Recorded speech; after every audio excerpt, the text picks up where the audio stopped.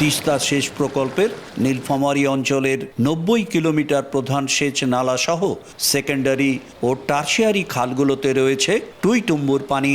পানি উন্নয়ন বোর্ড বোরো রোপা লাগানোর শুরু থেকে খালগুলোতে পানি প্রবাহ নিশ্চিত করেছে। ফলে কৃষকেরা তাদের নিজস্ব পদ্ধতিতে সেখান থেকে পানি নিয়ে জমিতে সেচ দিচ্ছেন। এতে বিস্তীর্ণ জমিতে এখন সবুজের সমারোহ। জেলায় এবার 81,857 হেক্টর জমিতে বোরো চাষের লক্ষ্যমাত্রা নির্ধারণ করেছে জেলা কৃষি সম্প্রসারণ অধিদপ্তর। তার মধ্যে প্রায় অর্ধেক জমিতে সেচ সুবিধা দেওয়ায় উচ্ছ্বসিত কৃষক। মৌসুমের শেষ পর্যন্ত নদীতে এই পানি প্রবাহ থাকলে অতিরিক্ত ধানের ফলন বাড়ার পাশাপাশি উৎপাদন খরচও কমার আশা তাদের। ক্যানেলের পানিতে আমার তো বিঘা করে অল্প টাকা, 500 থেকে 600 টাকা লাগতেছে। একেবারে পানির রেটে আমরা পানিটা পাচ্ছি।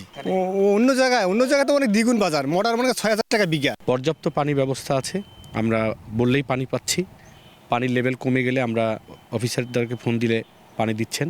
পানি উন্নয়ন বোর্ড বলছে, পানির বর্তমান প্রবাহ অব্যাহত থাকলে শেষ পর্যন্ত সেচে সংকট হবে না। আমাদের একটি প্রকল্প চলমান রয়েছে। প্রকল্পটি সমাপ্ত হলে আমরা আশা করছি যে 1 লক্ষ হেক্টর জমিতে আমরা সেচের পানি দিতে পারবো। নীলফামারীর ডালিয়া ও সৈয়দপুর এবং রংপুর বিভাগে মোট 252টি পানি ব্যবস্থাপনা সমিতির মাধ্যমে সাধারণ কৃষক সেচ সুবিধা পান। শাকির হোসেন বাদল, সময় সংবাদ, নীলফামারী।